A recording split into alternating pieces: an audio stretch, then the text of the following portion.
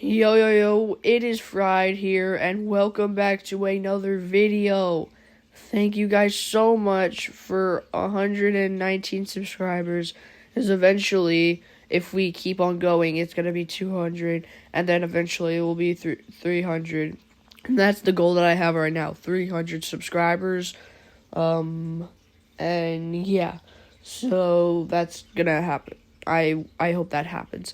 Welcome back to another creepypasta. It's been a while since the last creepypasta. I mean, that was only like a couple days ago, but the last creepypasta I did was The Grieving, and it did really good.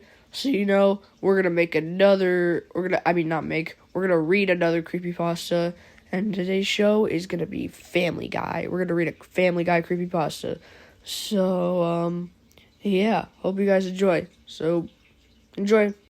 On May 1st, 2005, Fox brought back Family Guy after it was canceled. Seth wanted to bring the show back right, and he felt like he needed a darker storyline that the fans would understand. So for season 4, he wanted to make a fresh start, as if to start the series over again. But for this to work, he had to make an episode that could start the series back over again. For years, he never aired it because of time. He later forgot about it, and the original tape went missing. I was quite a Family Guy fan myself, so when an unknown Family Guy tape was for sale online, I ordered it, and I got it in the mail 6 days later. It was 7 minutes and 53 seconds long. It began with a darker version of the intro. It was a bit more high-pitched, and when it went on to the logo, there were flashes of unknown colors. It began with a close-up of the house. It was silent, and inside the house, Brian was yelling at the family about something odd. From what I saw of it, Peter made a cutaway gag, but you can only see a little bit of it. It took place in a store, but for the last couple of seconds, the screen was just red, and the audio was very messed up. It sounded like someone speaking. The camera then focused on Stewie, who was saying something, but the audio quality was too messed up to hear. It cut to a crudely drawn knife on the table, with a white hand reaching for it. The scene cut to a black screen where the knife was falling in slow motion with Brian catching it. A very odd blood explosion was seen, with the screaming in the background. Peter was coming out of a broken wall, but someone pulled him back in, though. It cut back to the house with a red sky. Halfway through, the sky turned black, and there was an explosion from some parts of the house.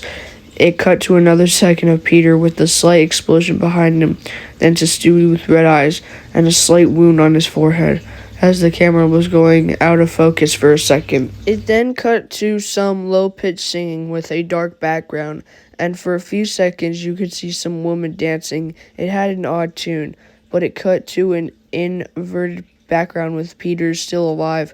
Something behind him attacked him. There were waves making it hard to see who attacked him in the first place, and then it showed a swirling picture. It was hard to tell what, though. The house had some odd colors thrown on it, and there was a bit of static that could be seen. After a couple of seconds, the colors started to get truly messed up, and it stayed that way for a while. I would have expected something scary, but a hand came out and Brian just stabbed through it. It was a blood mark on the arm. It unexpectedly came back to the family on the couch. When there was a doorbell ring, Brian opened it, but it was unknown who it was because of the mirror. Brian welcomed whoever it was, and the family stood up. It cut back to Stewie for a couple of seconds, then the house again for a couple of seconds. Then it showed a shotgun. I had no idea why the gun was there. Then it cut to the house moving around. It seemed that behind the background was footage of Nazi soldiers. It went on for a while, and for the last couple of seconds you could barely see that it was a house. That picture moved out on the screen for a second, then it came back. For the last seconds of the episode, you could see someone moving, curtains around during some peaceful music. There were no credits, and it just cut to black. I was upset, so I looked for the man who sold me the tape. He had several accounts, but he refused to take it back for any amount of money. I met Seth later at a fan convention who asked him about the tape. He told me there was no way the tape was his. He yelled at me for a while until I stopped talking to him. Later, I showed the episode to my friends because I kept the tape. We finished watching it, and I went to get some beer. When I came back, they were all gone. I found them all lying in the bathtub dead with the words spilled out in blood. We don't need this. I was truly upset, and I need to get to the bathroom, to the bottom of this.